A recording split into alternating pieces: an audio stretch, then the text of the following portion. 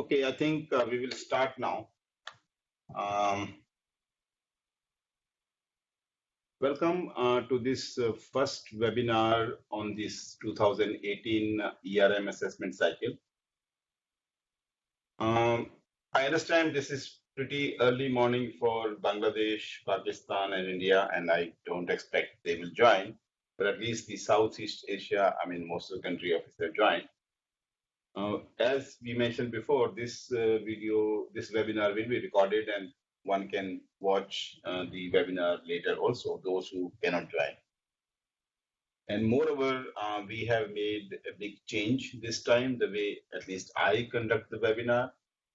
I have made 4 videos. I hope those who have seen my email, which was sent like 2 hours before, those videos give all the navigation and all the content.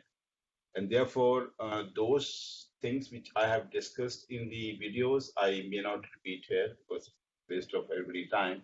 You can always watch those videos whenever you want. So I will skip certain part of the videos. So I will show you how to access the video and how you can use or how you can exploit the technology in terms of subtitling and translation of the subtitling. So with that, briefly, in terms of logistics, I would appreciate if you could keep your microphones off, which I think everybody microphone is off except Myanmar. You can ask questions in the chat window in the blue jeans, which I may not answer immediately, but I'll answer maybe a little later when I look at the chat window, because I have to manage 2 laptops, one for projection, another for watching the chat window and seeing who else has joined. In terms of this presentation, as I mentioned, I'll only focus on the changes which we have done this year from the last year.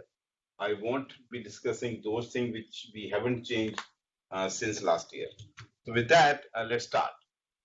The content which I plan to cover are these 6 content. First of all, we'll talk about the governance arrangement. Then I'll talk about the key changes in the 2018 cycle. Then bit of changes in the SIS MyRisk application. Then we'll talk about the note which I prepared in terms of what change we have made. And one of the important element is the submission and validation process, which has changed drastically from this year. And then if time permit, we will talk about the questions and the answers. In terms of governance, there is no change in the governance except one new role, which you see number 6. This is the regional approval role. Regional approval role means in the last assessment, there was no regional approval online.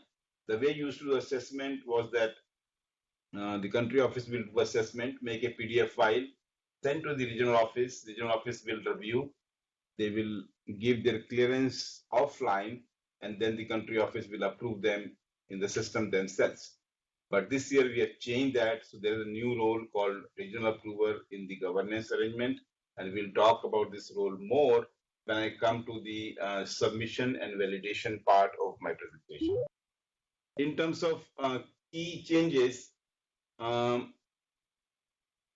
first of all, as I mentioned before, we have made some videos for each of these elements. And in the presentation which I had sent and which is also available in the folder, in the Google folder, the learning folder, these video links are given in the presentation itself, so you can go directly from there. Plus the email which I have sent like 2 hours before, there also are given the link. So let me first quickly take you to one video. I won't play the whole video, just to give you flavor where the video is and how you can watch it, and then I'll come back.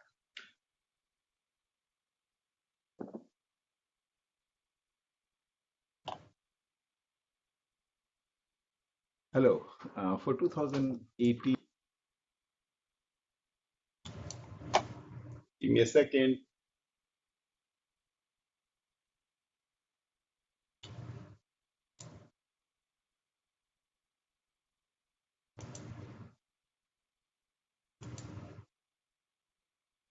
Okay, this is the first video which I'm going to ERM play. You may cycle, not able to see properly. we are bringing a series of videos to familiarize you with the new application, the changes what we have made in the new application compared to 15, 16, and 16, 17, and also in terms of concepts, what has changed. So this is the first one in that series, and this video primarily focus on the what has changed between the previous versions and the new versions. So in this first video, we will quickly go through the various key improvements which we have made in the system. Okay, These improvements are based on. I won't play the whole video. I thought I'll just show you how you can go to those links and you can see the videos which you can see at your own time. There are total 4 videos. One on the introduction, second on how to access SIS, which I will show when we come there, and third how to request a new risk factor, and lastly submission and validation. These these videos are not very long. I think 3 videos are less than 10 minutes, like 9, 8, and 10 minutes, and one video is only 2 minutes. So the reason why we made separate videos so that you can watch that part which you want to learn. And within the YouTube video, maybe tomorrow, day after, I'll also put different elements by timing, so you can go to straight to that time which you want to watch.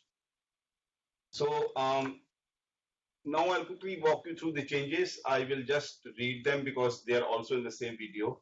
There are a few changes which you have made in the ERM assessment this year.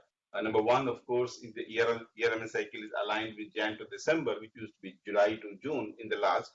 So this year, that's why we're calling it 2018 ERM assessment, and we're not calling 16, 17 or 15, 16.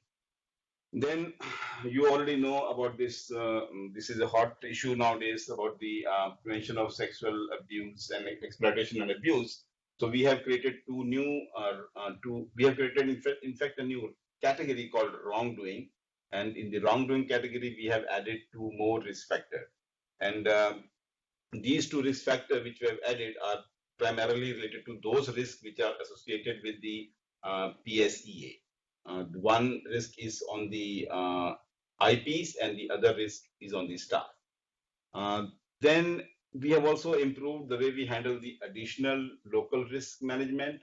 In the past, additional risks are only entered in the justification box, but now we have made a change that you can request a risk which you want to locally add for your country office or regional office, and we can add them immediately, and then you can do assessment for that risk like a normal risk. So it won't be a part of a global risk, but it will be only your risk. So only you will have to do the assessment. Other country office will not even see that. This is a new change which we have done, and this change has a lot of other advantage, which I'll talk in the next few slides. Okay, one big change.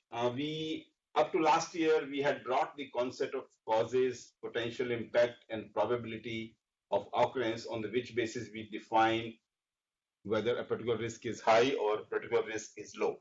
But this year, we have, in the application, we have added those entries in the system itself. Means you will have to enter what is the cause of this risk, what is the potential impact of the risk, and what is the probability of occurring that risk factor. And therefore, based on what probability and what impact you give in the risk factor, it will automatically calculate the risk rating. Risk rating continues to be those 5 categories: not applicable, low, medium, high, and critical. The not applicable option still exists. So for getting a not applicable option, you have to press 0. You have to click 0 as the probability and 0 as the impact. Then the other thing which you have added this year is the identification of focal point for the fraud risk and wrongdoing. Up to the last year, we had focal point identification, but it was only for the strategic risk area and not for fraud area. So our board of auditor made a comment, we should also add for the fraud area. So we have added that, and also the new category which is the wrongdoing. Okay, quality has been a problem all the time. Since last two cycle, there were issues in terms of the quality of the risk assessment. And when the BOA visited last year in Vakaro regional office, they made a comment that when a regional office do the validation of a country office assessment, they have no supporting documentation on what basis a country office has given those ratings. So therefore, we have added a mandatory requirement of uploading a file in the system, which will be helpful for the regional approver, the role which we have created, which will be helpful for regional approver to see how the country office has done the assessment, and on that basis, they will make a decision whether the assessment is good or assessment needs some revision. And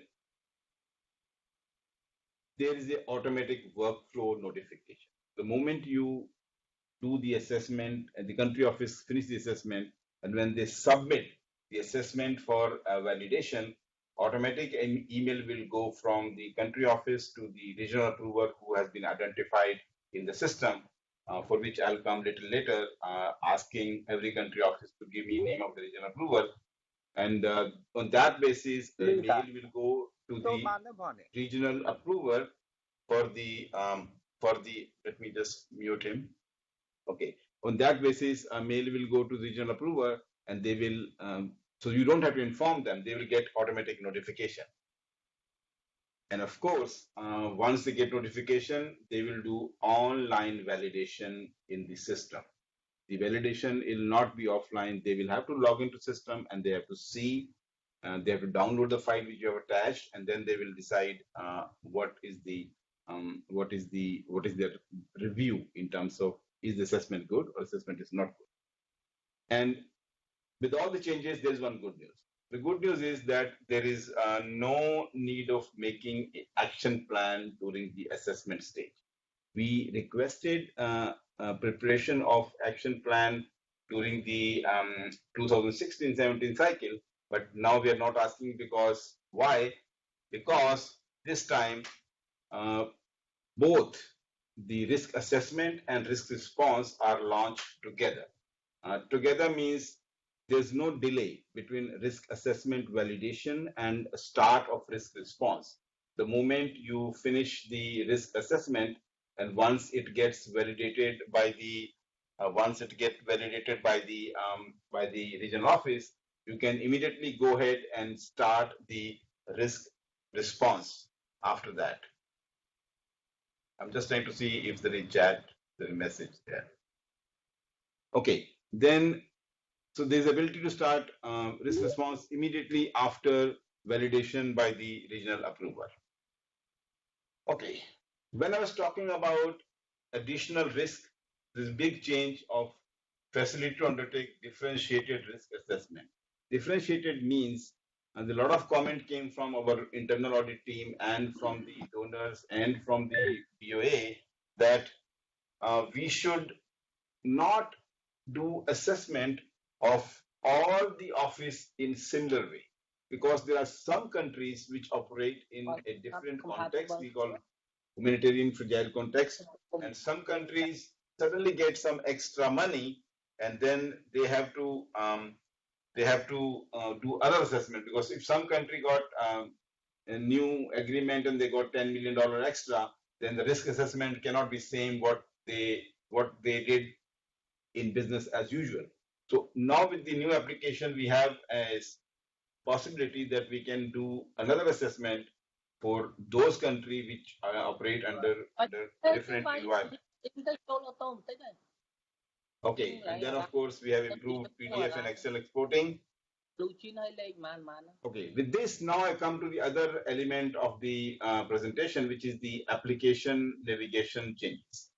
Now, I won't be covering this application navigation changes in detail in this webinar, because there's a 10 minutes video on how to access my risk and how to enter the assessment.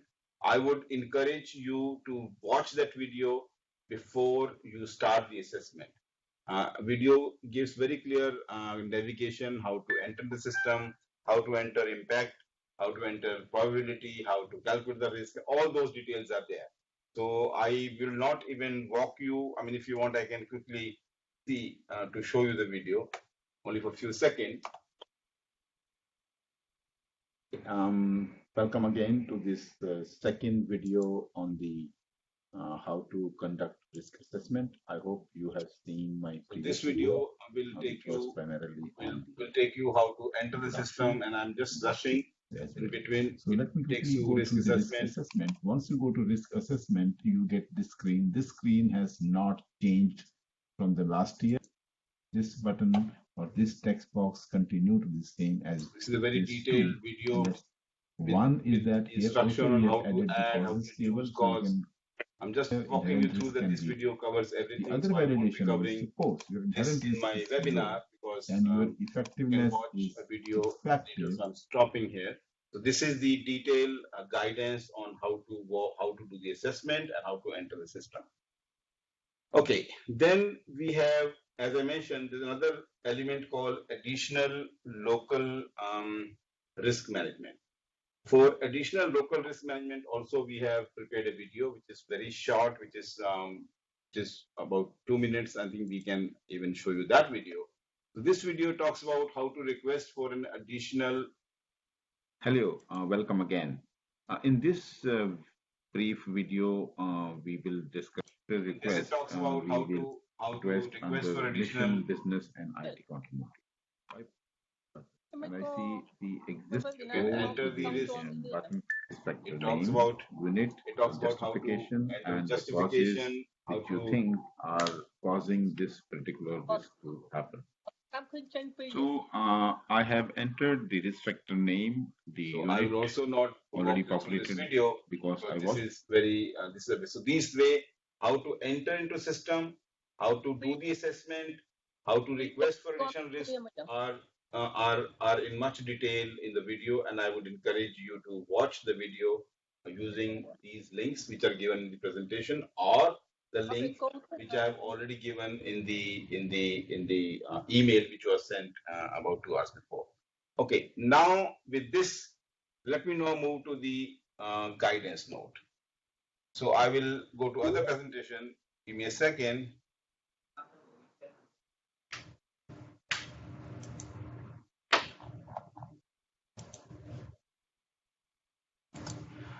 This guidance note is also uploaded in the same Google Learning folder, which for which I had sent you the link.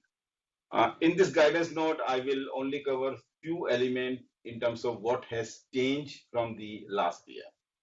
First of all, as I already mentioned, when you do the assessment, you have to make sure that you are doing the assessment from your country office perspective. You don't have to look you don't have to look globally. You have to see what affects your country office. So always be mindful that whatever risk you are entering, whatever is the probability of risk you're entering, whatever is the impact of risk you're entering, pertains to your country office or your department only. Don't look at the global picture. Okay, and also those items those things which you don't control or which you don't have any applicability, you can always select that this risk is not applicable to me because I don't control this risk. I don't control or I don't do this task. As I mentioned, we have added two new risk factor in the PSCA, and we have also new thing which we have added that you have to also define the potential causes in the system. Now, this is the flow chart, how things will flow. The only difference in this from the last year is that if you see in the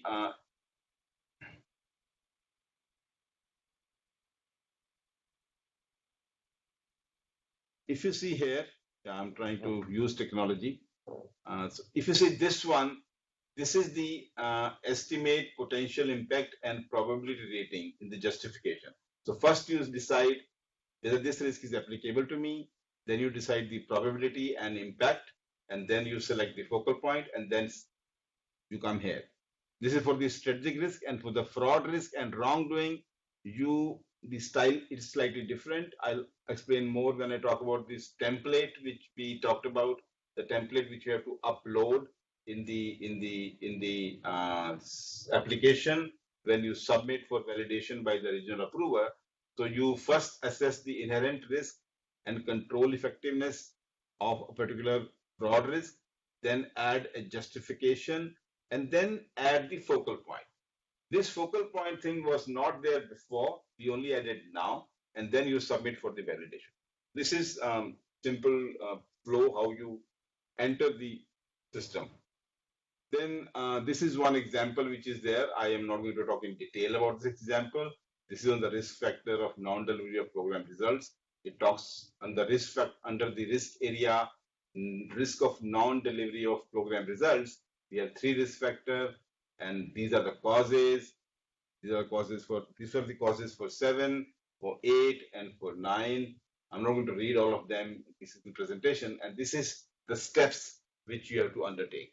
You have to first select the risk event, select potential causes, assess potential risk impact rating 0 to 5, assess probability of risk event 0 to 5, and then enter justification, and then assign the focal point. This is the steps which you have to take when you undertake risk assessment. This is again a flow chart in the same way what to do first, as it says here that if some risk is not applicable to you, you can select 0 for probability and 0 for impact, then system will automatically calculate not applicable. This risk is not applicable for your country.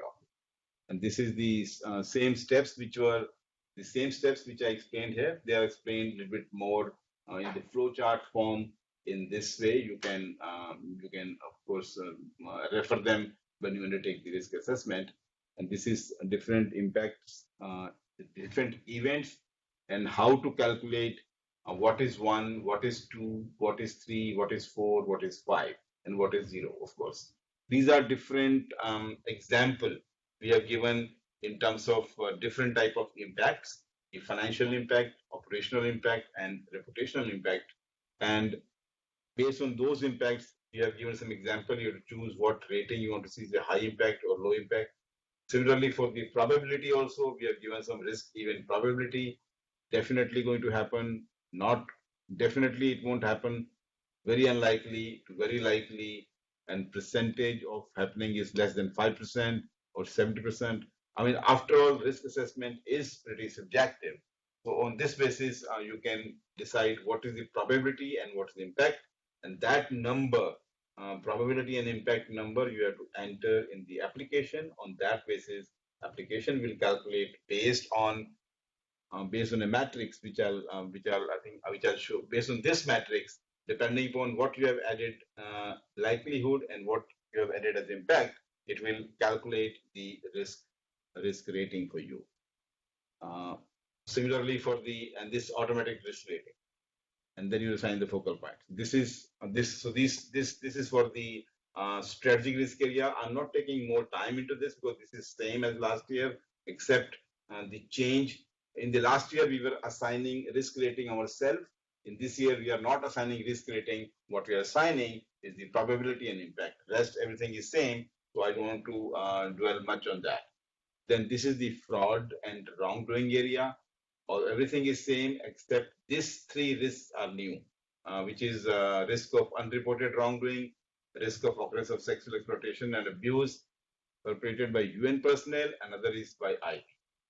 And here is the same way, the way we explained the strategic risk. This is the way you have to assess the fraud risk. Nothing has changed except step 6, which talks about entering the focal point for the risk, which was not there last. So I won't spend much time on this. Is one example which we're given.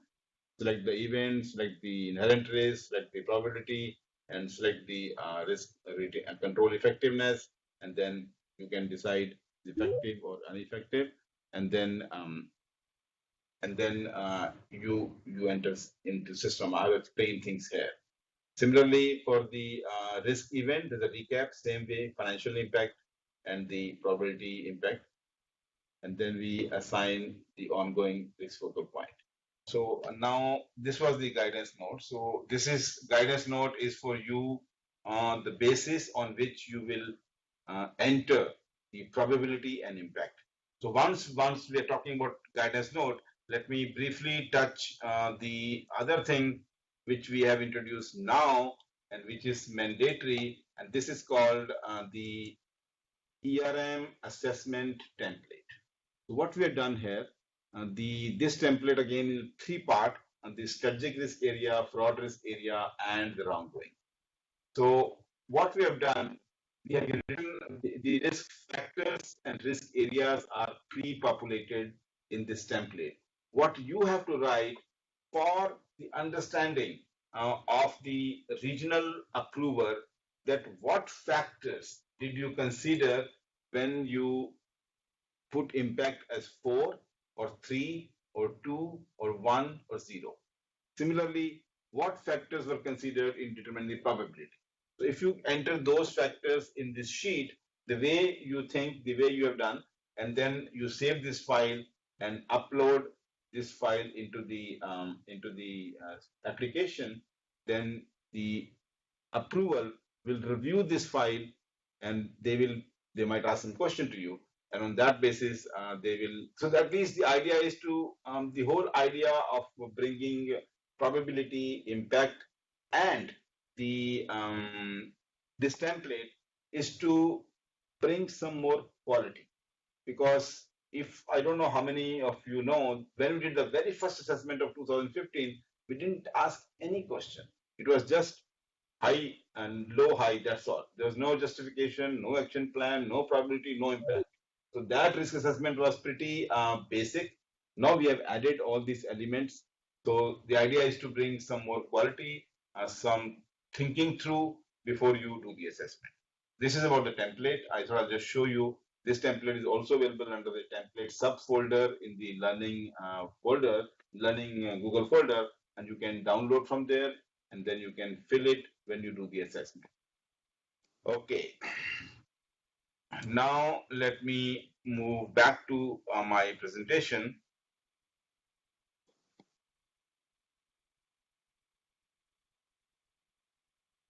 Okay.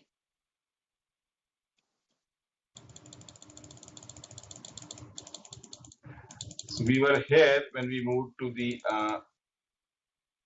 okay, give me a second. So we did the guidance note. So after the guidance note, this is the almost the last element of this webinar, which is called submission and validation process. For submission and validation process, because this has changed entirely from the last ERM cycle, because everything is online. So we have made a video which I won't show you right now, but you can click it. This video talks about the how to submit, but the same steps which I've shown in video are also in this presentation. But before I go to the video, or before I go to the presentation steps, I think I must talk about a bit of role approver, because this is a new role which we have added in the ERM risk assessment. So there are three roles in the SIS my application risk assessment, not response. In response, we have many roles which we did in 16-17, but in the risk assessment, we had two roles before. Now we have three roles. So in terms of who can undertake risk assessment for the department is the departmental focal point and the departmental approver, which is normally the head of the office or anybody who is designated by the head of office to be an approver. This approver and focal point come from the SIS application. Then who can submit for validation? Only department approver can submit for validation. Focal point cannot submit for validation, because when you submit for validation, you have to add that file. It should be approved by the head of the office. Who can validate the assessment or who can request for revision is the only my risk regional approver. Only they can validate the risk assessment. This table talks about those three different roles.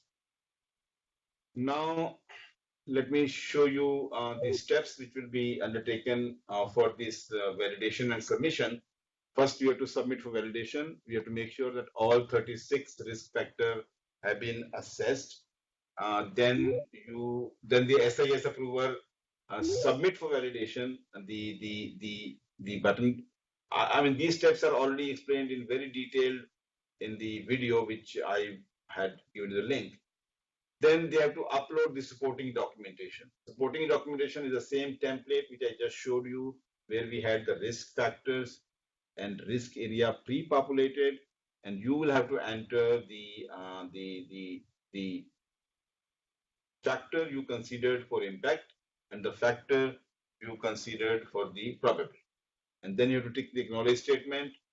Then you have to click submit for validation again, which comes after that. After it is done, then automatically a step 6 is notification goes to regional approver. Approver gets a notification.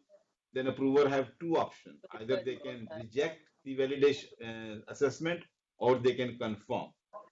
In the first scenario, when approver reject or it asks a request for revision, then system which was under pending validation move back to the draft stage with assessment complete status, and you can redo the thing.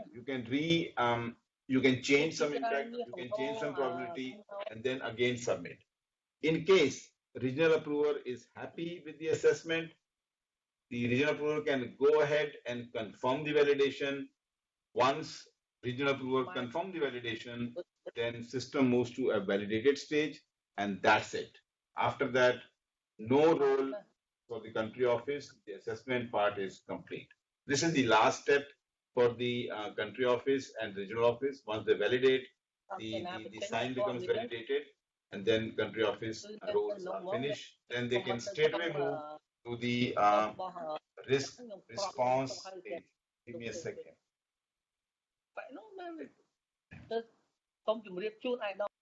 Okay, then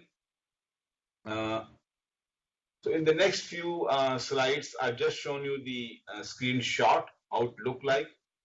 When you start entering the assessment, you get the message assessment not complete and system is in draft stage.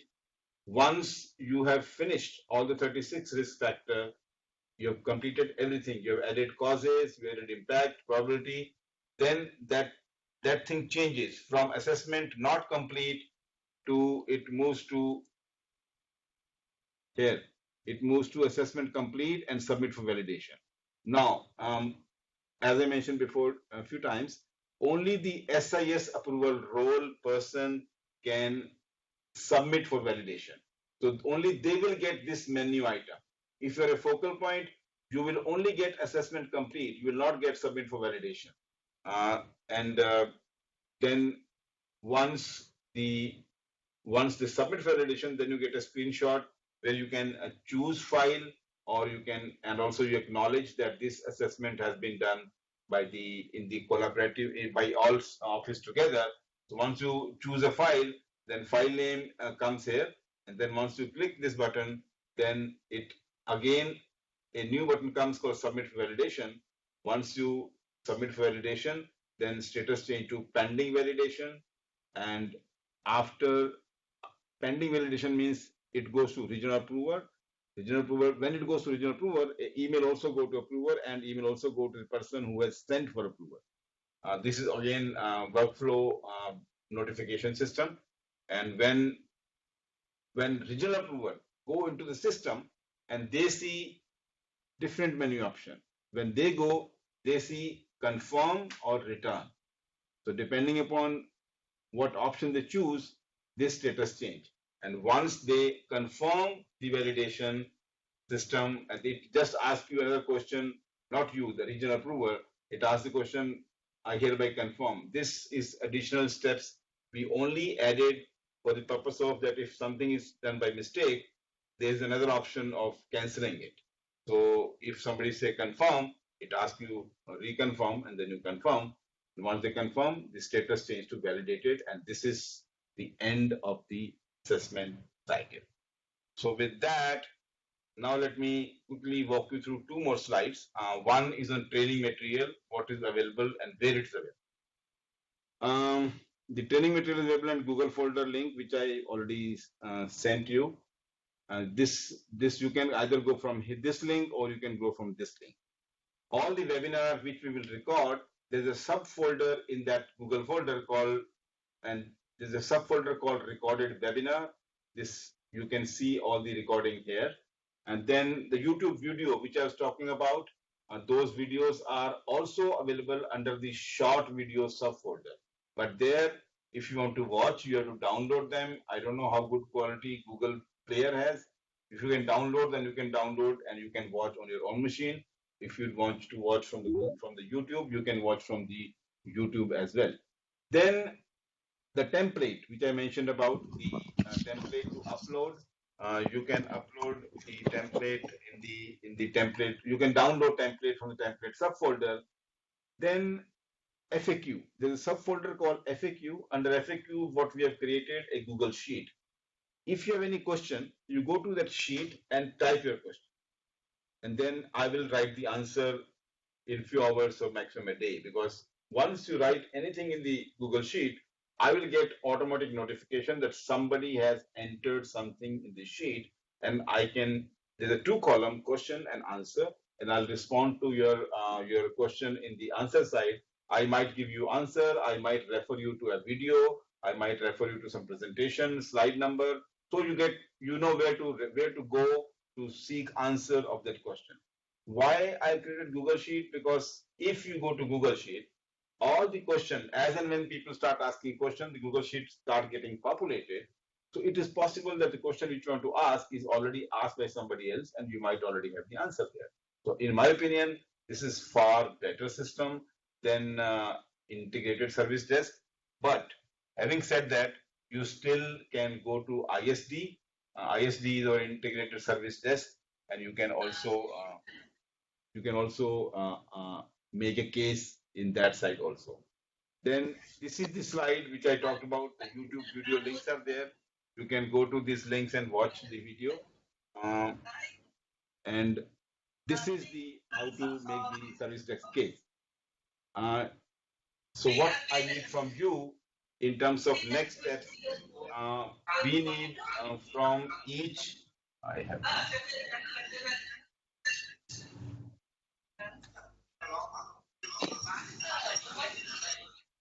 Okay.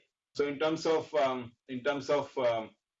um, next steps, first of all, either country office themselves, or I will request regional offices to give me name of the regional approver. Who will be the regional approver in the regional office for that country office? We have to enter those names in the system so that when you submit for validation, a mail goes to that person who is entered as a regional approver. Of course, the deadline for completion is 31st May. But if you need some more time, I'm sure we can give some more time. I already spoke about the fact folder and the service desk case. If you want to register a case and don't want to use the fact folder, then this is the process. This is the service desk link. You can go to this link and then you can select category My Risk ERM, My Risk Application, and Risk Assessment 2018 cycle. If you select those categories, then you can register a case, and then this case will also refer to me. So I think with this, I come to the end of the webinar. Now, if you have any questions, you can either unmute the mic and ask me, or you want to put in chat, you can put in chat. So over to you. Anybody wants to ask question, they can unmute their mic and ask question. Or if they want to write in the chat window, that's also fine.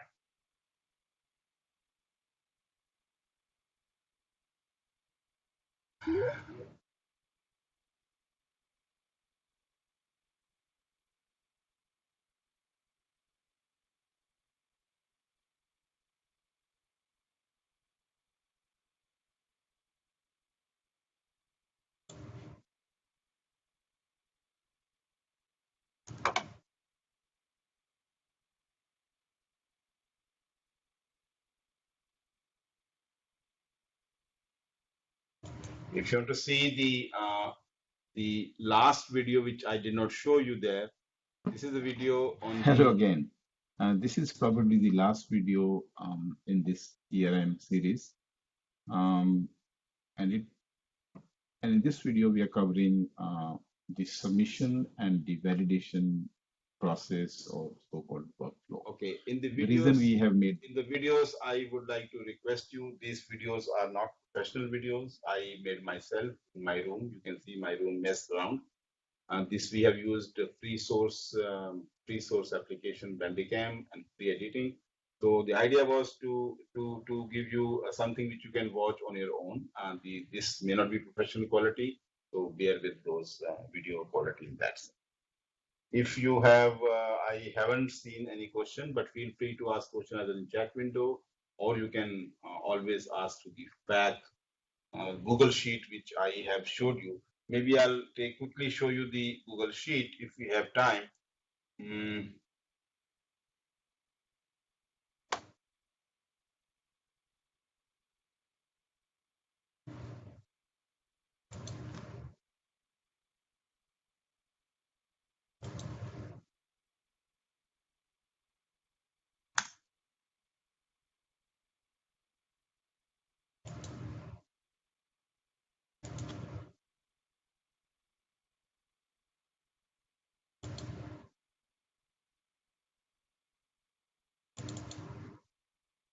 So this is the training material folder I was talking about. And in this training material folder, there are three categories in terms of, since the folder link remains the same in application. So if you want to see training material pertaining to 2018 ERM cycle, you have to click this button. And then, as I mentioned, there are certain folder and subfolder here. Under the template folder, we have this template which I was talking about, the assessment template. And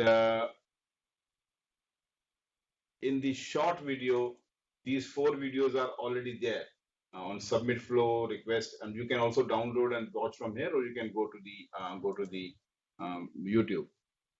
The guidance note, so I already showed you. Sorry. Then recorded webinar. Right now, there's nothing, but after every webinar recording, we'll put those recording also here. And then FAQ. The FAQ I will show you. This is the Google Sheet FAQ. Once you open the sheet, see here, this is the question and this is the answer. So you can write your question here and I'll respond here. Every time you write something and save it, I get a notification from the system that somebody has entered. I go to system and I answer it. So that this is very fast and efficient way of quickly answering, then making a case, and case comes to us and then we follow the case. So I thought I'll just share with you that. If there are no more questions, I will bring to close this webinar. I don't see any chat. Nobody's unmuting. Okay, thank you so much for joining. And once I will upload the recording, I will probably send a mail again. Thank you so much and have a good day.